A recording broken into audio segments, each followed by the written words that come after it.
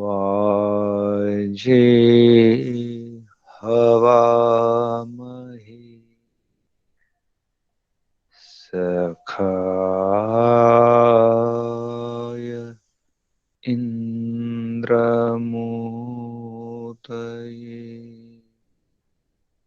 सखाय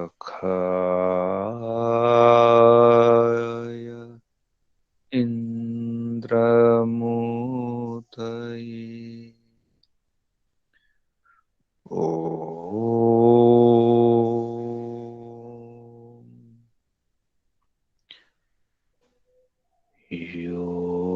योगेन योगो ज्ञातव्यो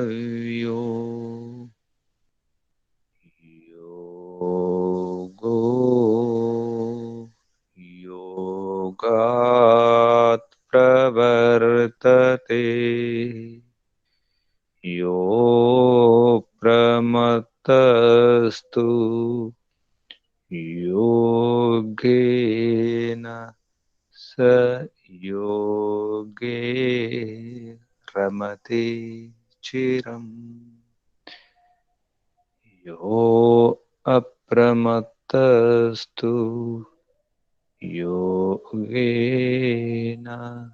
स योगे रमते चिरम्।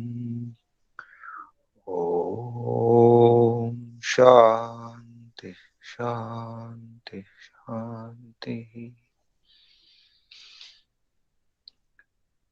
परमपिता परमात्मा ओम भूर्भुवः स्वः ओम सर्वरक्षक सदा रक्षक भू प्राणाधारा भुवः दुःखहर्ता स्वः सुखप्रदाता प्रभु ओम ఓం కు వందనాలు. ఋషులకు మహర్షులకు మునులకు యోగులకు గురువులకు ఆచార్యులకు వందనాలు. పెద్దలకు మాతాపితలకు శ్రేయోభిలాషులకు మిత్రులకు చరాచర జగత్తుకు వందనాలు. సర్వేభ్యో నమో నమః. ప్రణవ ప్రణామ. ఆత్మబంధువులారా, శాశ్వత బంధువులారా, ఆత్మీయ బాంధవులారా, మిత్రులారా, సుమిత్రులారా, దుఃఖ నివారణ అత్యంత దుఃఖ నివారణ అభిలాషులారా, ముముక్షులారా, సాధకులారా,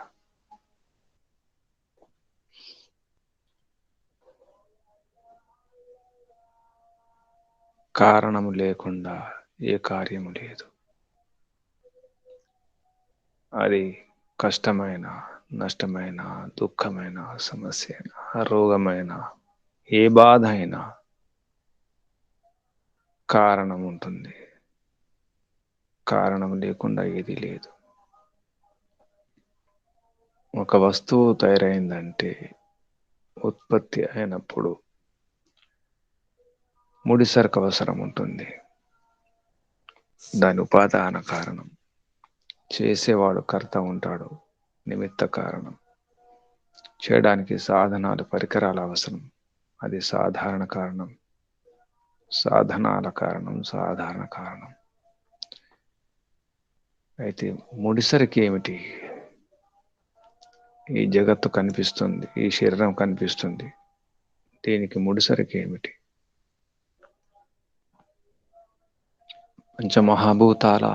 పంచమహాభూతాలు కావు. ఎందుకంటే అవి ఏకదేశి, ఆ శక్తి వాటికి లేదు. మూలము కాదు, ఉపాదానం కాదు, అది కార్యము. కనిపించే జగత్తు కార్యము, కనిపించే ఈ ప్రపంచం వికృతి, ప్రకృతి యొక్క వికృతి. పంచమహాభూతాలకు కారణమైనటువంటి తన్మాత్రలు, సూక్ష్మభూతాలు ఉపాదాన కారణం కావచ్చు కదా. ఎందుకంటే పంచమహాభూతాలకు కారణం అదే. ఇదే ఉపాదాన కారణం. ఆది మూల ఉపాదాన కారణం. ఆది మూల ఉపాదాన కారణం తన్మాత్రలు అనుకుంటే అది కూడా కావు. ఎందుకంటే వాటికి కూడా కారణం ఉంది. అవి ఏకదేశి, అది కూడా స్థూలమే కొంతవరకు. అవి కూడా పుడతాయి కాబట్టి అది కూడా కాదు. ఇంద్రియాల, మనస్స, అహంకారమా, ఇవేవీ కారణం కాదు. సరే, మూలం మహతత్వం కావచ్చు, అది కారణం కాదు. మరి ఏది కారణం? సత్వరహితమ గుణాలు, కణాలు, అది మూల ఉపాదాన కారణం అని చెప్పడం జరిగింది. మరి దానికి కారణం ఏమిటి అంటే కారణానికి కారణం లేదు. అమూలం మూలం, మూలే మూల అభావాత్, మూలానికి మూలం అభావం అవుతుంది. మూలానికి మూలం లేదు, ఎక్కడో ఒక చోట ఆగాల్సి వస్తుంది. కాబట్టి సత్వరహితమ కణాలు అవి మూల ఉపాదాన కారణం అని చెప్పడం జరిగింది. ఆ విధంగా సృష్టి క్రమం సత్వ రజస్తమ సామ్య అవస్థ, ప్రకృతి మహాన్ మహాతో అహంకార అని చెప్పేసి క్రమం చెప్పడం జరిగింది. ఇక కార్యానికి కారణం ఉంటుంది అని చెబుతూ అనుమాన ప్రమాణంతో కనిపించి ఈ పంచమహాభూతాల యొక్క ఈ ఆకారాల ప్రకారం ఈ పృథ్వీ, ఈ సూర్యుడు, చంద్రుడు, గ్రహాలు, నక్షత్రాలు, ఈ పర్వతాలు, ఇవన్నీ కూడా కనిపిస్తున్నాయి. వీటికి మూలం, వాటికి మూలం కారణాన్ని వెనక్కి వెళ్ళడం జరిగింది. అనుమాన ప్రమాణం ద్వారా కనిపించే వాటిని తెలుసుకొని కనిపించని వాటిని ఊహించడం. పొగను చూసి అగ్నిని మనం తెలుసుకున్నట్టుగా. కానీ ఆ పొగకు అగ్నికి సంబంధం అనేది ప్రత్యక్షమై ఉండాలి, ముందు తెలిసి ఉండాలి. అనుమానంతో తెలుసుకుంటాం. అకస్మాత్తుగా నదిలో లేదా వాగులో నీరు వచ్చేస్తుంది, అంత మురికి నీరు, మట్టి నీరు వస్తుంది, అన్ని కొట్టుకొస్తున్నాయి. వెంటనే తెలుస్తుంది పైన ఎక్కడి నుంచో నీళ్ళు వస్తున్నాయి. లేదా వర్షం కురిసింది, వర్షం కురిసేటప్పుడు చూడలేదు. ఈ విధంగా కొన్ని సంకేతాలతో, చిహ్నాలతో కారణం తెలుసుకుంటాం. పిల్లలు ఉన్నారంటే తల్లిదండ్రులు ఉన్నారు. ఆ విధంగా మేఘాలు వస్తున్నాయి, కారు మబ్బులు వస్తున్నాయి అంటే వర్షం రాబోతుంది. రాబోయే వాటిని కూడా చెప్పుకోవచ్చు అనుమానంతో. ఈ విధంగా అనుమాన ప్రమాణం ద్వారా కూడా చర్చించడం జరిగింది. అదే కాకుండా వేదాల్లో కూడా ఈ ఉపాదాన కారణం, మూల కారణం గురించి ప్రమాణాలు ఉన్నాయి. ఆ విషయం కూడా చెప్పడం జరిగింది. తదుత్పత్తి శృతేశ్చ, ఈ జగత్ యొక్క ఉత్పత్తికి కారణం వేద ప్రమాణాలు ఉన్నాయని చెప్పడం జరిగింది. మూల ప్రకృతి ఉపాదాన కారణమని సిద్ధమైంది. ఈ విధంగా కపిల మహర్షి విషయాలను విశ్లేషణ చేస్తూ వివరిస్తున్నారు. ఇక్కడ బుద్ధి ప్రయోగం, చాలా బుద్ధిని ఉపయోగించుకొని చర్చ ద్వారా, ప్రసంగం ద్వారా మనకు విశదీకరిస్తున్నారు కపిల మహర్షి. సాంఖ్య దర్శనంలో ఆ క్రమంలో సరే మీరు ఏదంటున్నారో ఇదంతా కూడా మూల ప్రకృతి కనిపించదు కదా, అది అదృశ్యం, కళ్ళకు కనిపించదు. కాబట్టి ఇది వస్తువు కాదు, కనిపించదు కాబట్టి వస్తువు కాదు. కాబట్టి ఈ కనిపించే ఏ జగత్తుందో, ఈ ప్రపంచం, ఇది కూడా అవస్తువు, ఇది కూడా మాయ, ఇది కూడా ఏమీ లేదు, మిథ్య, జగన్మిథ్య, ఈ జగతంతా మిథ్య. ఎందుకంటే ఉపాదాన కారణం అనేది కనిపించదు. ఇది కూడా అంతే. ఇది కూడా వెనక్కి వెళ్ళినప్పుడు ఈ ప్రపంచం అంతా లయమైనప్పుడు, కారణంలో ఈ కార్యం కలిసిపోయిన తర్వాత ఏమీ మిగలదు. కాబట్టి అభావం నుంచే భావం అని తీసుకోవచ్చు కదా. ఇవన్నీ ఎందుకు? ఇంత తర్జన భర్జన, ఇంత విశ్లేషణ, ఇదంత అవసరమా? ఇంత అవసరం లేదు. కాబట్టి ఈ ప్రపంచం మాయ, ఇదంతా మిథ్య అనే విషయం వస్తుంది.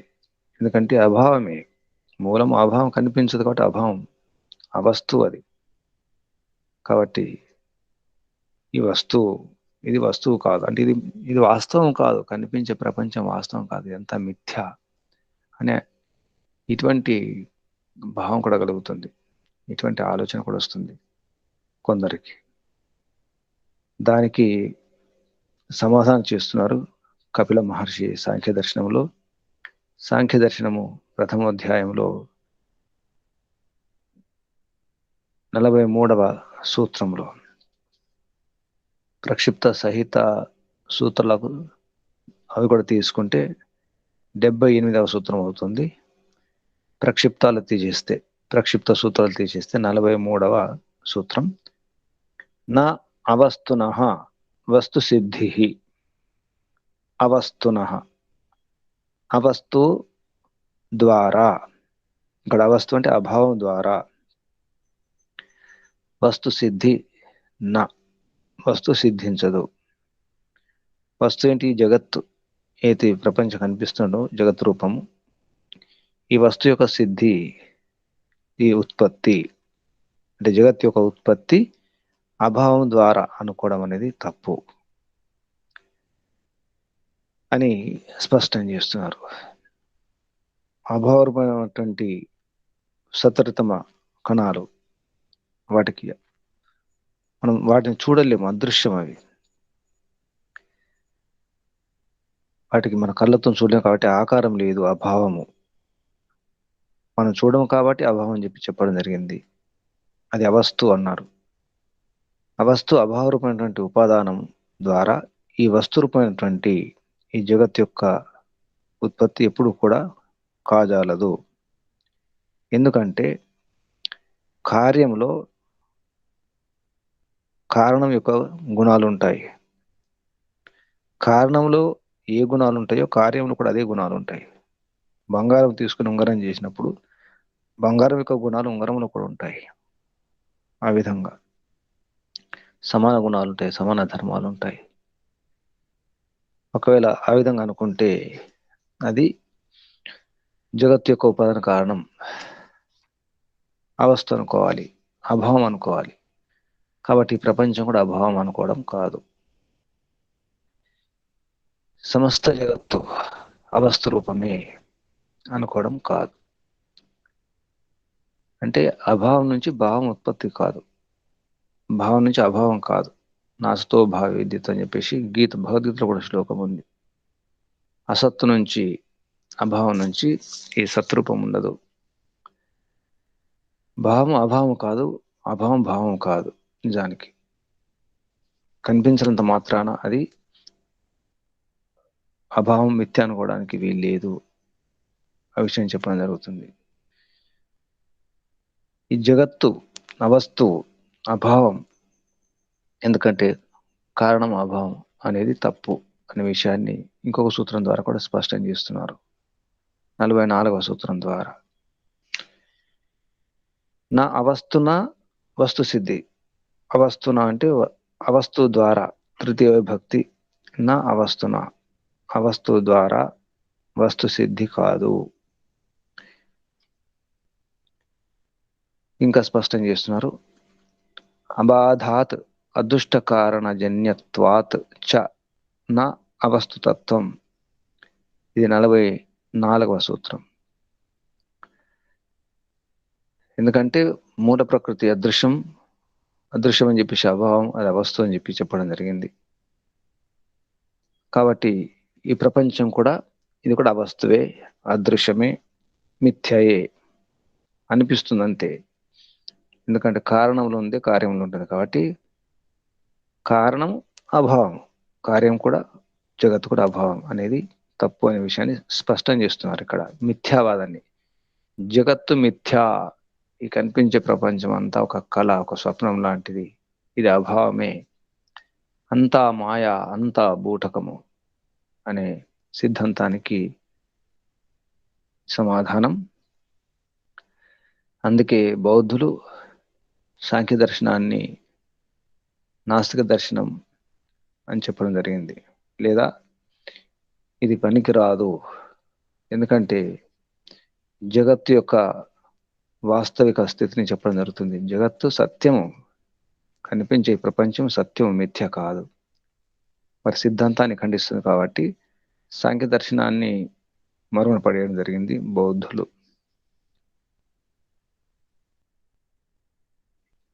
ఈ విషయాన్ని ఇక్కడ స్పష్టం చేస్తున్నారు కపిల మహర్షి. మనకు కూడా ఎటువంటి సందేహాలు వస్తాయి, ఇటువంటి సంశయాలు వస్తాయి, దాన్ని స్పష్టం చేస్తున్నారు. 44వ సూత్రం అబాధాత్. అబాధ అంటే బాధ లేకపోవడం వల్ల. ఏం బాధ? అదృష్ట కారణ జన్యత్వాదు. అదృష్టం, దుష్టము కాదు, దోషరహిత కారణం ద్వారా, దోషరహిత కారణం ద్వారా ఉత్పన్నం కావడం వలన.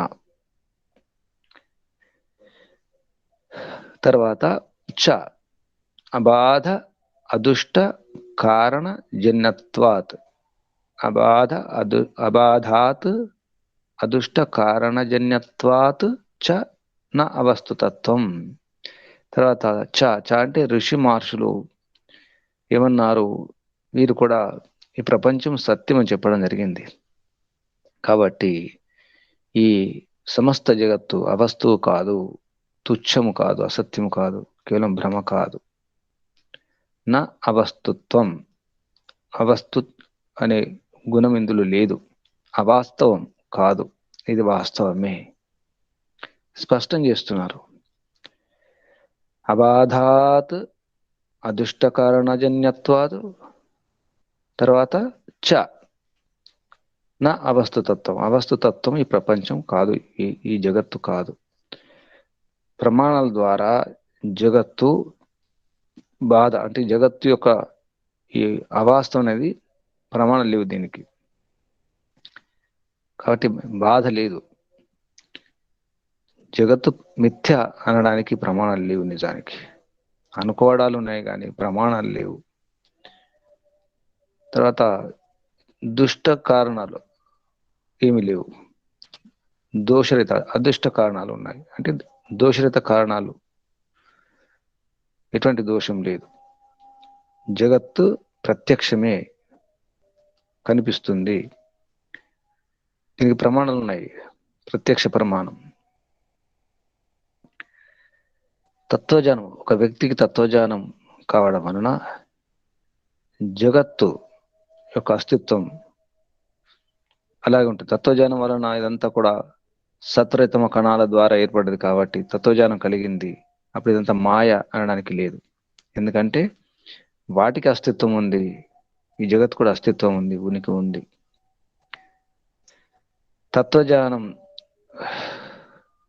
తత్వజ్ఞానం వలన అంటే జడ చేతనం యొక్క జ్ఞానం కలుగుతుంది.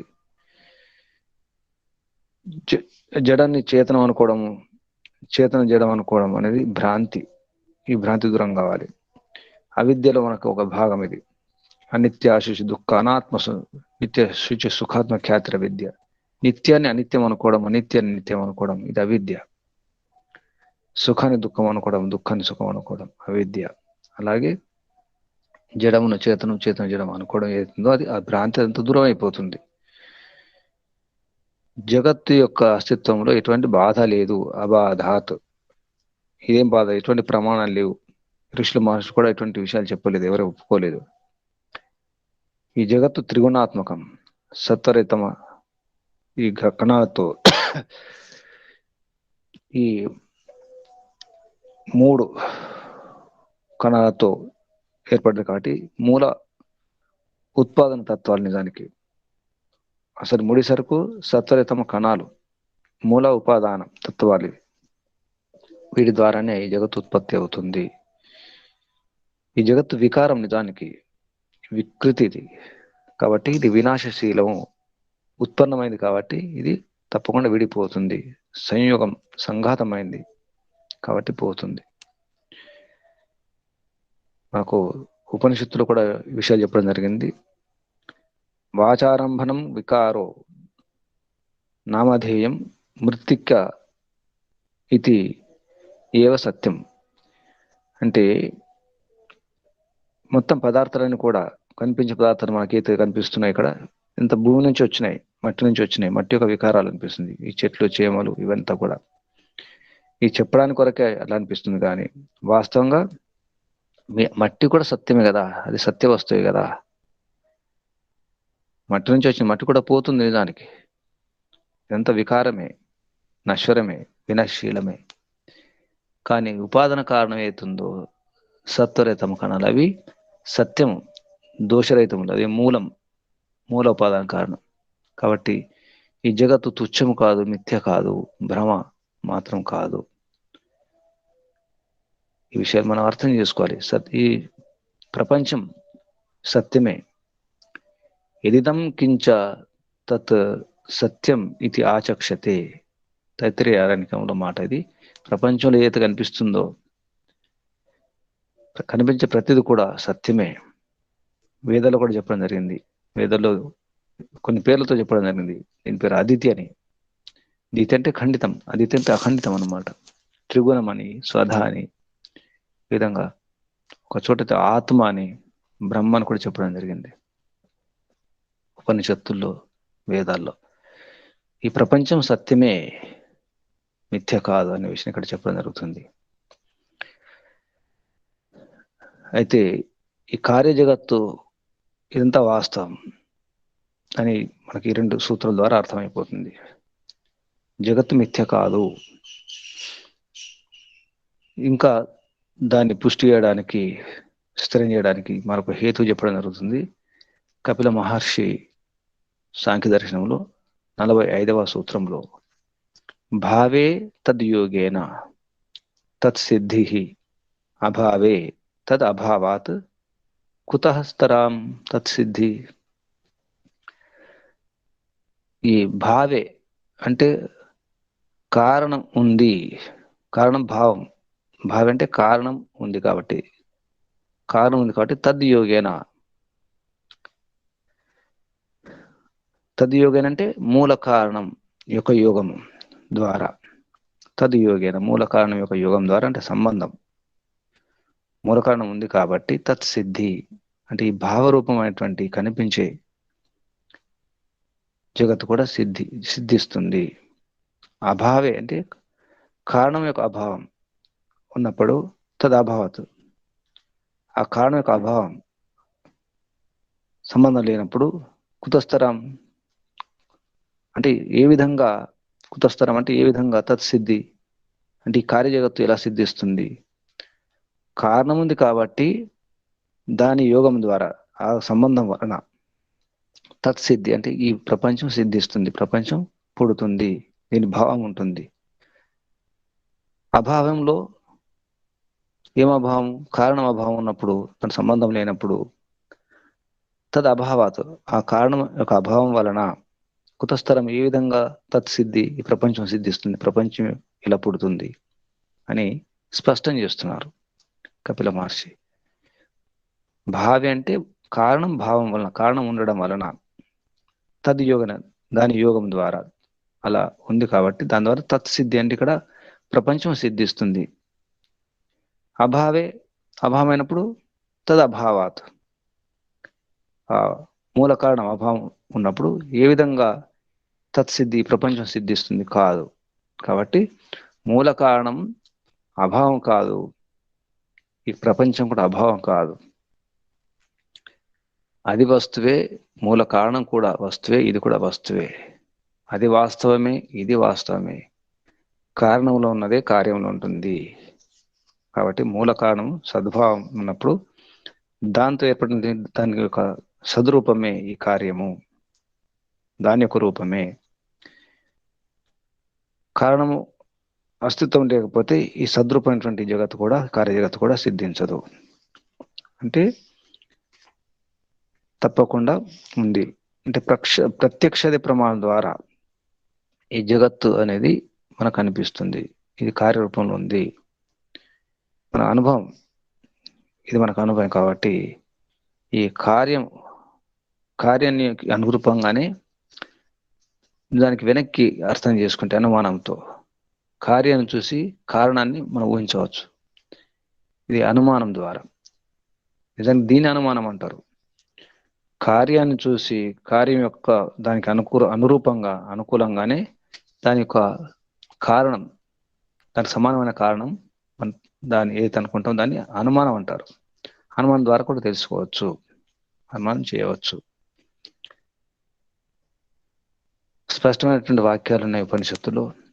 కథం అసతః సత్ జాయతే ఇది ఛాందోగ్య ఉపనిషత్తులో వాక్యం ఉంది.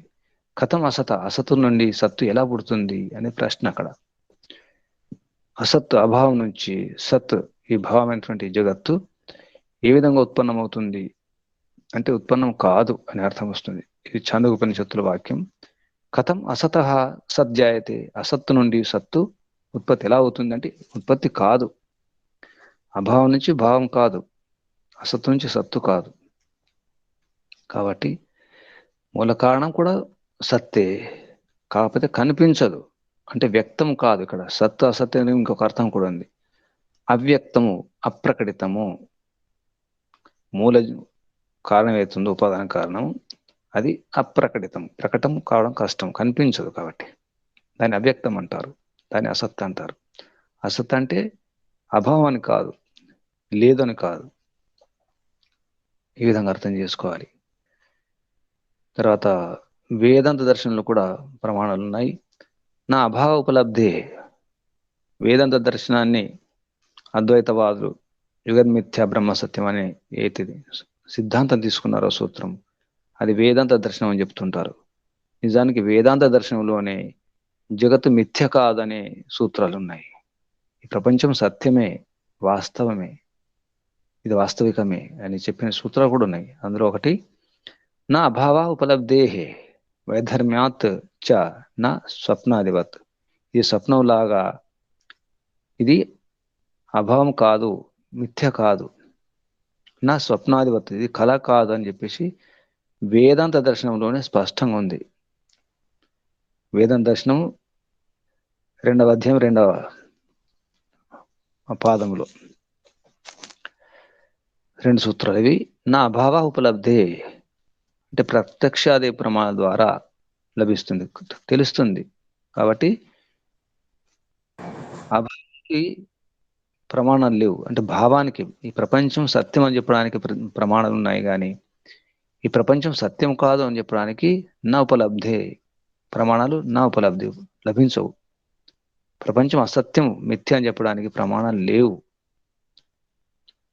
అది అని స్పష్టం చేయడం జరిగింది. ఇది స్వప్నం కాదు, కళ కాదు, ఇది వేదాంత దర్శనమే. మరి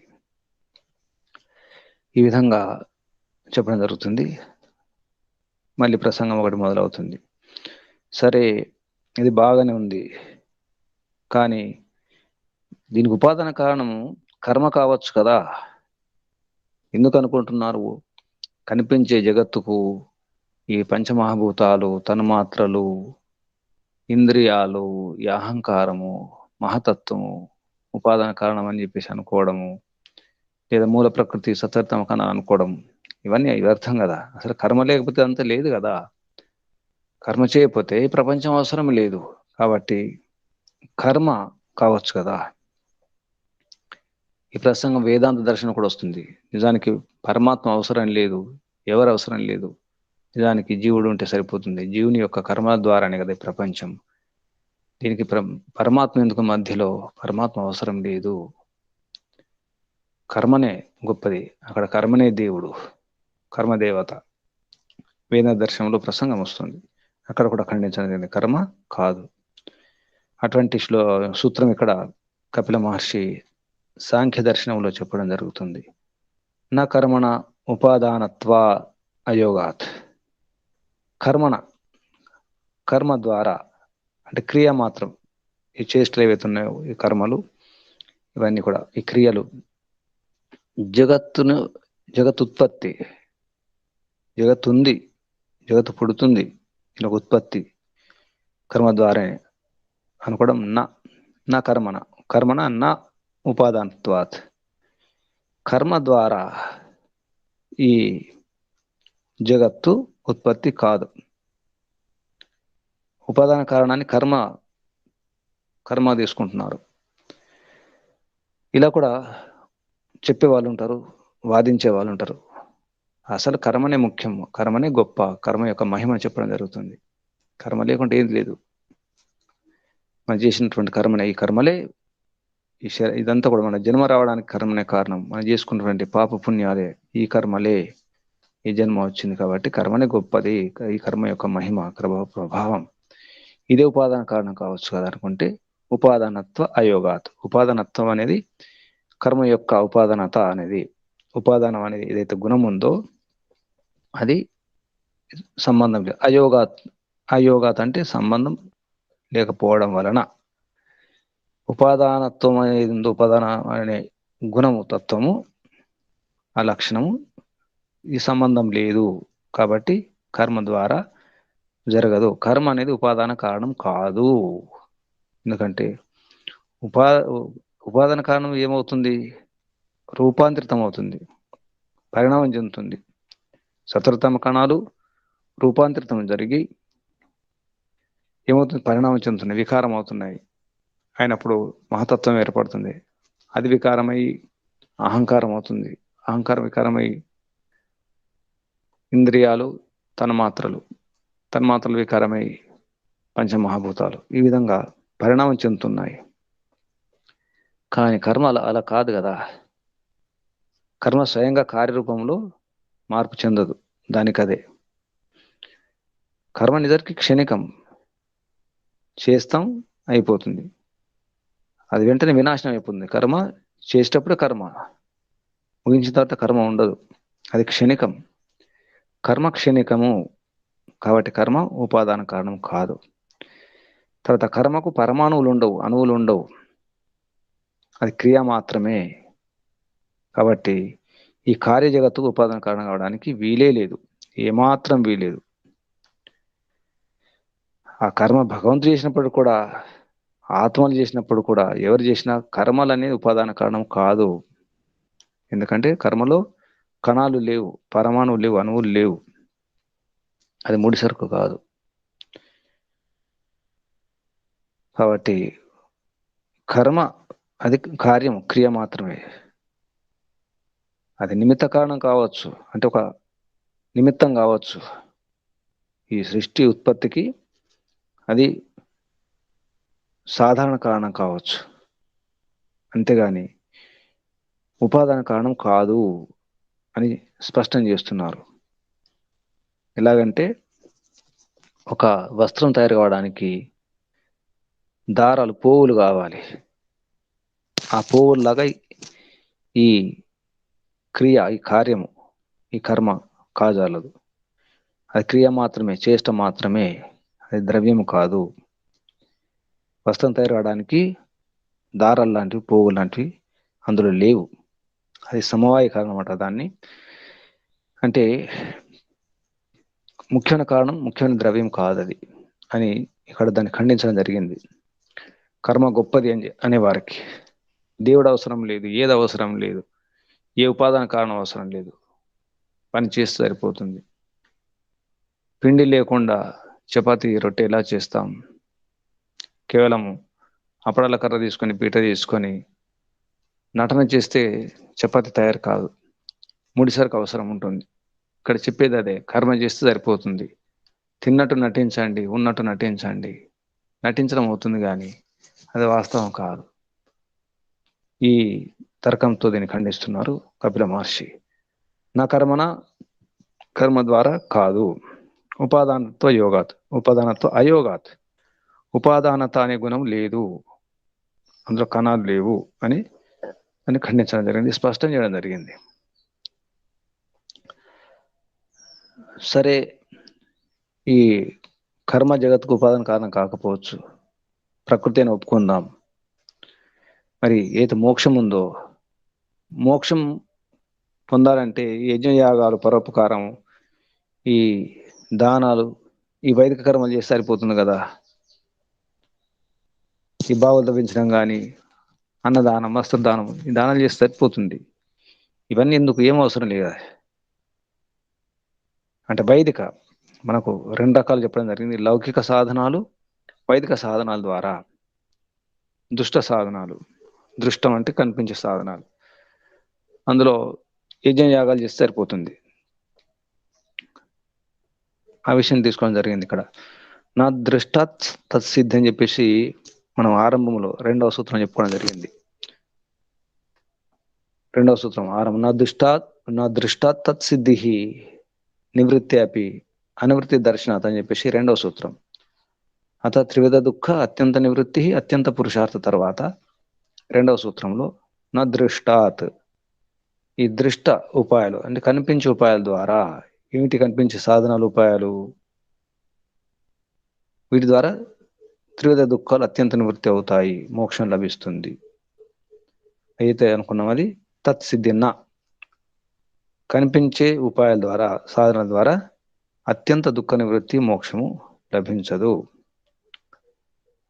నివృత్తి అపి అనువృత్తి దర్శనాత్, ఒకవేళ నివృత్తి అయినప్పుడు కూడా దుఃఖాలు మళ్ళీ అనువృత్తి అవుతాయి.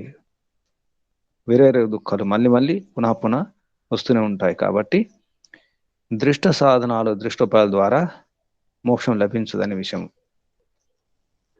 ఆ విషయం తీసుకోవడం జరుగుతుంది. ఆనుశ్రవికాత్, ఆనుశ్రవిక అంటే మనం శాస్త్రాలు చదివినాం, విన్నాం.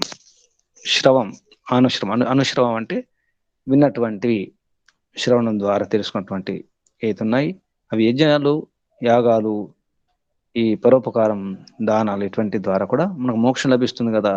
ఇవన్నీ ఎందుకు, వేరే అవన్నీ అవసరం లేదు కదా అనే ఒక సందేహం వస్తుంది. ఈ ప్రకృతి పురుషు అసలు నిజానికి ఈ శాస్త్రం యొక్క ఉద్దేశము, సాంఖ్య దర్శనం యొక్క ఉద్దేశము, సాంఖ్య అంటేనే సమ్యక్ జ్ఞానం. సమ్యక్ జ్ఞానం ఏమిటి? సత్వపురుష అన్యతాఖ్యాతి అంటే జడచేతనముల వివేక జ్ఞానం. ప్రకృతి పురుషుల యొక్క, ప్రకృతి మరి ఈ పురుష ఆత్మ పరమాత్మ ఏతుందో, ఈ ప్రకృతి ఏతుందో, ముఖ్యంగా ఇక్కడ పురుష అంటే జీవాత్మ, వీటి యొక్క భేద జ్ఞానం. ప్రకృతి ఏమిటి, ఈ పురుషుడు ఎవరు? ప్రకృతి జడము, పురుషుడు చేతనం. అంటే జడచేతనం యొక్క వాస్తవిక జ్ఞానం, యథార్థ జ్ఞానం. ఇది అవసరమా? ఇంత ఇంత కష్టం అవసరమా? ఇంత తెలుసుకోవడం అవసరమా? ఇంత చర్చ, ఇంత విశ్లేషణ అవసరమా అనే సందేహం కూడా వస్తుంది. ఏదో యజ్ఞం చేసుకుంటే అయిపోతుంది, ఉదయం లేచి ఏదో పూజ చేసుకుంటే అయిపోతుంది, ఏదో నోములు, దీక్షలు, వ్రతాలు చేసుకుంటే అయిపోతుంది, దానం చేస్తే అయిపోతుంది, మంచిగా ఆలోచిస్తే అయిపోతుంది, ఈర్ష్యాద్వేషాలు లేకుండా ఉంటే అయిపోతుంది. ఇంత చదవడం అవసరమా? ఇంత కష్టపడడం అవసరమా? ఇంత సాధన అవసరమా అనే సందేహం కూడా వస్తుంది. ఈ సందేహాన్ని, ఈ శంకను దూరం చేస్తున్నారు కపిల మహర్షి. సాంఖ్య దర్శనంలో 1వ అధ్యాయంలో 47వ సూత్రం, నానుశ్రవికాదపి తత్సిద్ధి, నా అనుశ్రవికాదపి, నా అనుశ్రవికాదపి, నానుశ్రావికాదపి అపి తత్సిద్ధి సాధ్యత్వేన అనావృత్తి యోగాత్ అపురుషార్థత్వం. ఏమంటారు?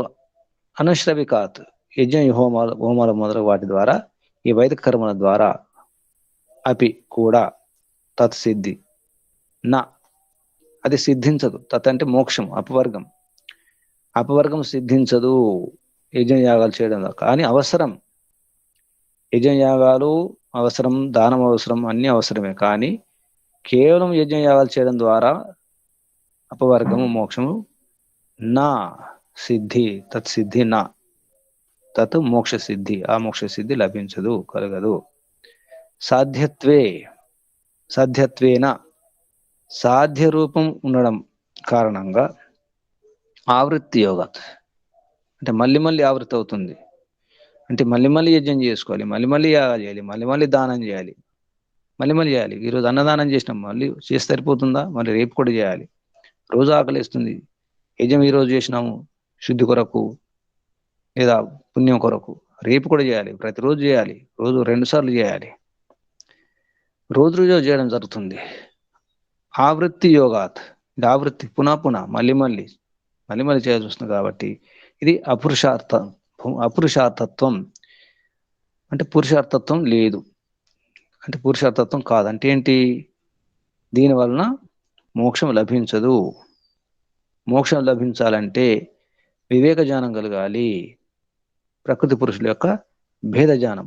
ఇది జడము, ఇది చేతనము, ఇది శాశ్వతము, ఇది అశాశ్వతం, ఇది స్పష్టంగా అర్థం కావాలి. కేవలం శాబ్దిక జ్ఞానం కాదు, ఆనుభవిక జ్ఞానం, సాధన జ్ఞానం, సాధనజన్య జ్ఞానం ఉండాలి.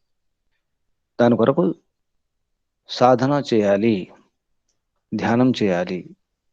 ఆ విధంగా ఈ లౌకిక కర్మలాగా, ఈ వ్యవసాయం వ్యాపారం లాగా చేసినప్పుడు ఫలితం వస్తుంది, ఫలం వస్తుంది, దిగుబడి వస్తుంది. వ్యాపారం చేస్తే లాభాలు నష్టాలు వస్తాయి, కానీ ఇది అల్పకాలికమే, మళ్ళీ మళ్ళీ చేయాల్సి వస్తుంది. వ్యాపారం ఒకరోజు చేసి ఆపేస్తే సరిపోదు, వ్యాపారం చేస్తూనే ఉండాలి. అలాగే యజ్ఞయాగాలు కూడా ఈ పుణ్యకర్మలు కూడా చేస్తూ ఉండాలి. లౌకిక కర్మలు, ఈ వైదిక పుణ్యకర్మలు చేస్తూనే ఉండాలి. చేసి ఆపేస్తే ఫలితం వస్తూ ఉంటుంది, అలా కాదు.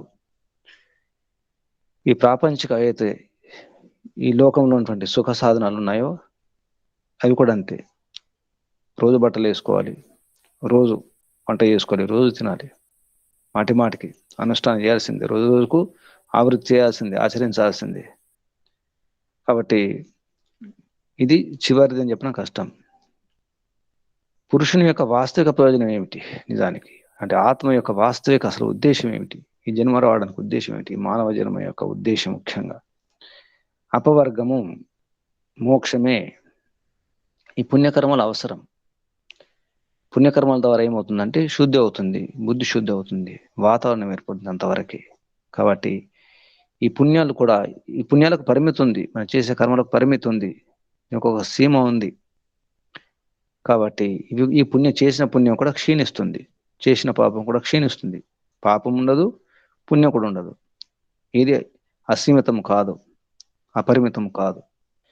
కాబట్టి భగవద్గీతలో కూడా శ్లోకం ఒకటి వస్తుంది, క్షీణే పుణ్యే మధ్యలోకం విశంతి. ఈ పుణ్యం కూడా, పుణ్యఫలం కూడా క్షీణిస్తుంది. కాబట్టి మళ్ళీ మళ్ళీ జన్మించాల్సి వస్తుంది. మర్త్యలోకం అంటే మృత్యులోకం, అంటే జన్మించడం, చనిపోవడం. జననం మరణం, జననం మరణం అనేది విశంతి, ప్రాప్తిస్తుంది. కాబట్టి ఇక ఈ లోకంలో ఎంత ప్రయత్నం చేసినా క్షేమం తప్పదు, క్షీణించడం తప్పదు.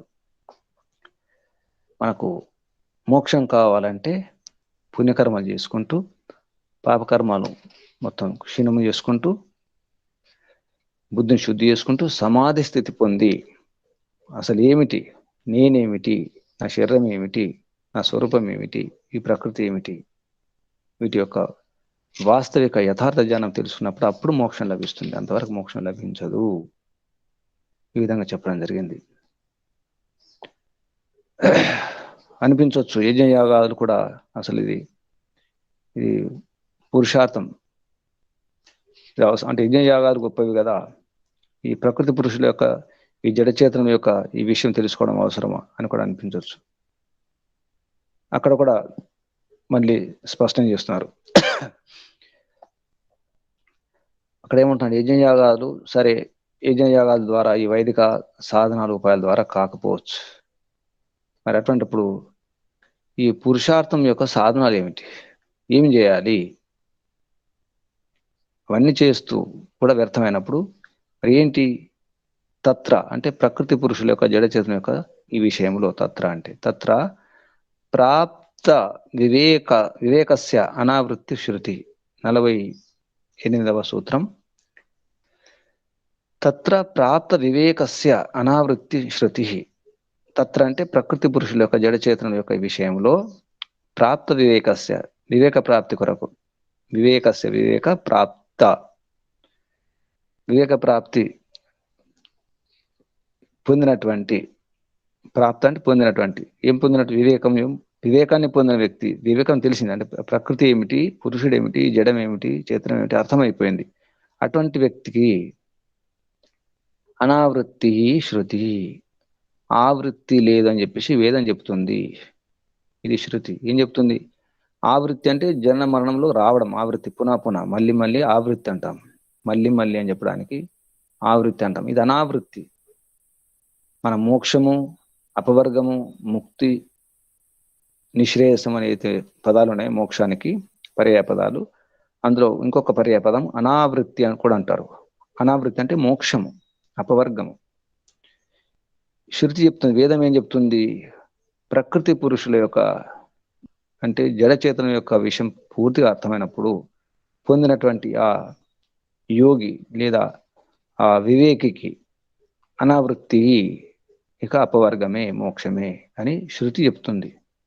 కాబట్టి ప్రపంచంలో అయితే పనులు ఉన్నాయో వేద విహిత కర్మలు, కుర్వన్నే వేహ కర్మ అని జీజు విశేషతం సమా ఏవం తవే నానే థేతో వస్తే కర్మ లిపితే నరే. పుణ్యకర్మలు చేసుకుంటూ తర్వాత అందులో మళ్ళీ నిష్కామ కర్మ చేస్తూ ఎప్పుడైతే మనం ఈ జడచేతనం యొక్క వివేక జ్ఞానం అర్థం చేసుకొని ప్రయత్నం చేస్తాం అప్పుడు మనకు ముక్తి లభిస్తుంది అనే విషయం స్పష్టం చేస్తున్నారు ఇక్కడ. ఇక జనన మరణం ఉండదు, అనావృత్తి అవుతుంది. ఆవృత్తి ఆగిపోతుంది. ఆవృత్తి ఆగిపోవాలి, పునః పునః మళ్ళీ మళ్ళీ రావడం, మళ్ళీ మళ్ళీ జన్మించడం, మళ్ళీ మళ్ళీ మరణించడం అనేది ఈ క్రమము పూర్తిగా దూరం అయిపోవాలి. అప్పుడే మోక్షం. ఈ విషయాన్ని తమేవ విదిత్వ అతిమృత్యుమేతి నాణ్య పంథ విద్యతే అయిన ఇందులో ఒక శబ్దం వస్తుంది. వేదాహమేతం పురుషం మహాంతం ఆదిత్యవర్ణం తమసా పరస్త. తమస్సు నుంచి దూరం, తమస్సు అంటే అజ్ఞానం నుంచి దూరం అయిపోవాలి, అజ్ఞానం పోవాలి. అజ్ఞానం పోయిన తర్వాత అప్పుడు తమేవ విదిత్వ దాన్ని తెలుసుకున్న వారికి అతిమృత్యుమేతి మృత్యును ఏతి అతి ఏతి మృత్యుని లంఘిస్తారు, మృత్యుని జయిస్తారు, మృత్యుని దాటుతారు. నాణ్య పంథ విద్యతే అయిన వేరే పంథ, వేరే మార్గం లేదు, వేరే ఉపాయం లేదు. దేనికి? మోక్షం కొరకు ఒకటే ఉపాయం. కాబట్టి ప్రయత్నం చేయాలి. ప్రశ్నోపనిషత్తులు కూడా చక్కని మార్గం చెప్పడం జరిగింది.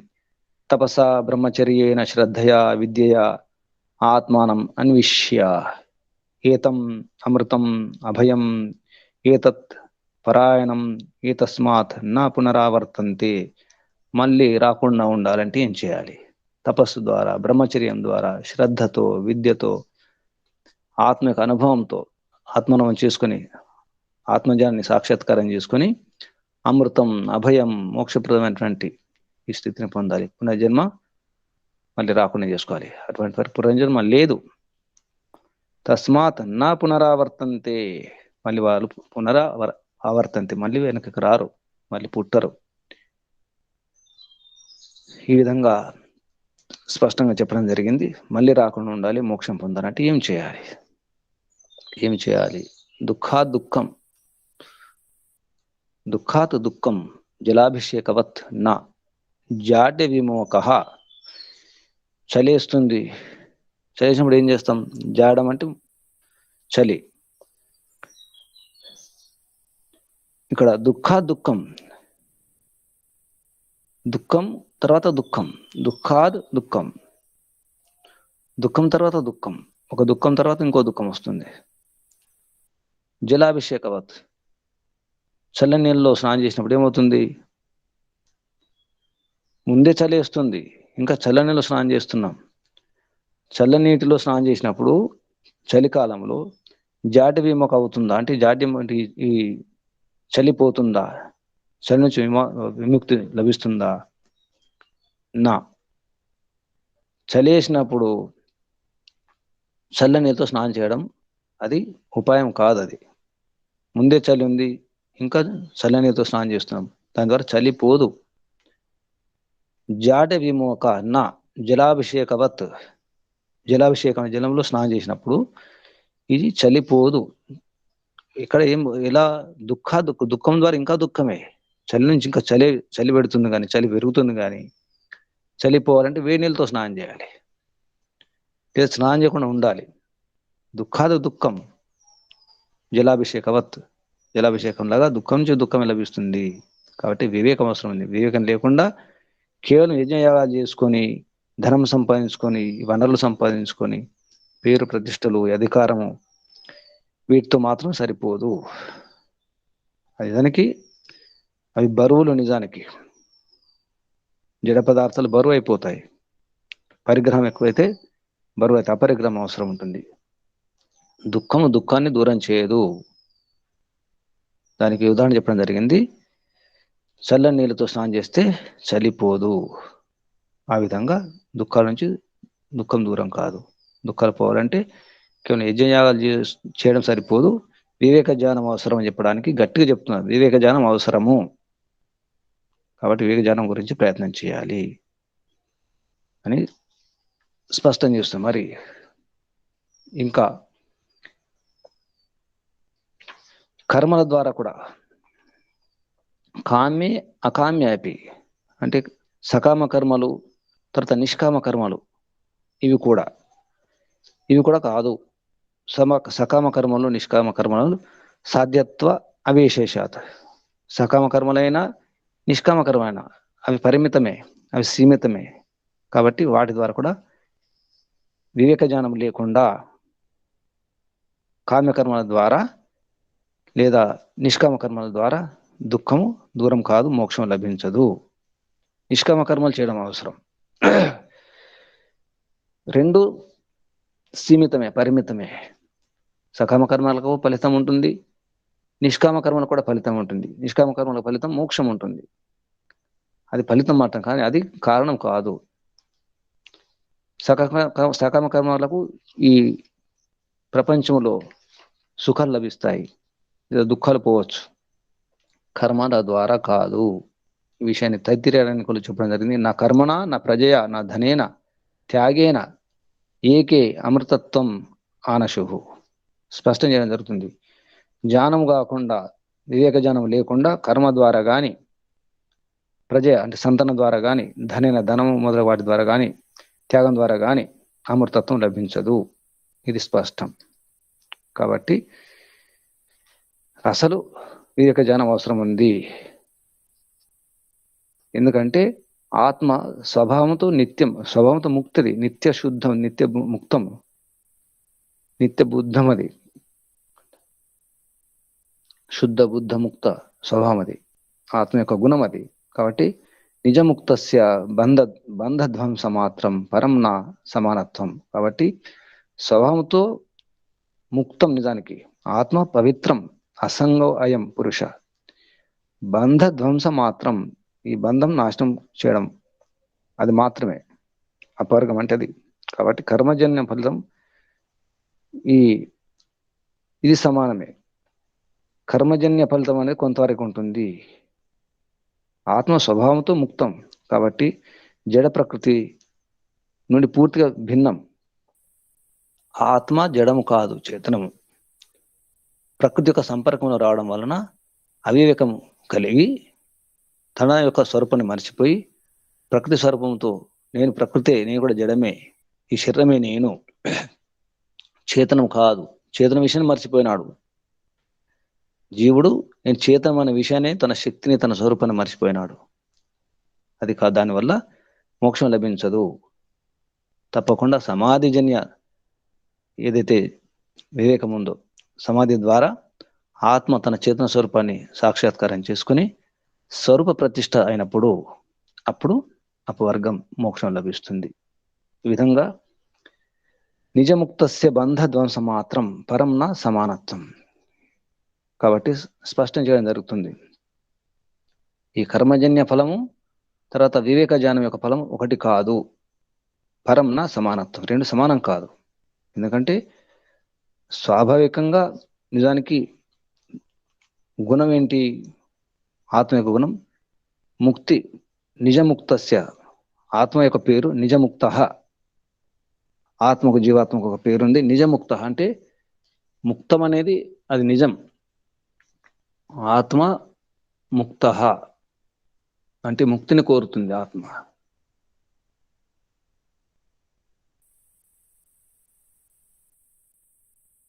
అమృతాత్ మామృతాత్ మృత్యుర్ముక్ష్య మామృతాత్ పుడుతుంది. ఎస్య ఛాయ అమృతం ఎస్తే మృత్యు. భగవంతుని ఛాయలో ఉండాలని చూస్తుంది కాబట్టి అది ముఖ్యము. దానికి వివేక జ్ఞానం అవసరం. అంటే తన యొక్క స్వరూపం అర్థం కావాలి. వివేకం అంటే ఇక్కడ నేను చేతనము, నేను అపరిణామిని, నిర్వికారము, నిరాకారము, నేను అనాది, నేను అనంతం, నేను శుద్ధము, నేను పవిత్రము, అపరిణామిని, ఇది అర్థం కావాలి. దాని కొరకే ప్రయత్నం చేయాలి. కర్మలు చేస్తుండాలి. సకామ కర్మలైనా నిష్కామ కర్మలైనా.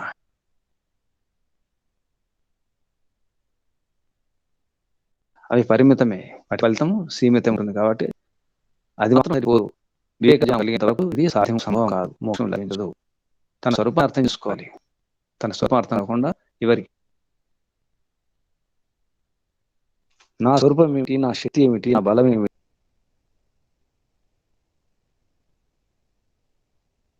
చేయాలి. అసలు స్వరూపం మర్చిపోకూడదు. అసలు తదాద్రష్టు స్వరూపావస్థానం వృత్తి యోగశ్చిత్త వృత్తి నిరోధ తదాద్రష్టు స్వరూపావస్థానం. తన స్వరూపాన్ని అర్థం చేసుకోవాలి. తన స్వరూపం ఉండాలి.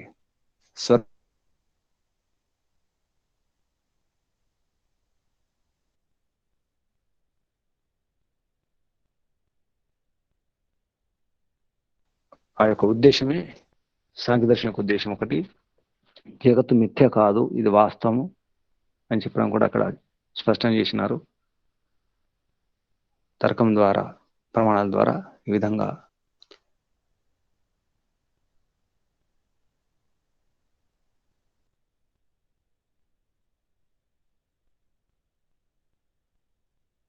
కపిల మహర్షి ఎంతో బుద్ధితో ఇటువంటి శాస్త్రాలు అధ్యయనం చేయడానికి మనం ప్రయత్నం చేస్తున్నాం, పురుషార్థం చేస్తున్నాం. అందరికి భగవంతుడు ఈ జన్మలోనే, ఈ క్షణమే, ఈ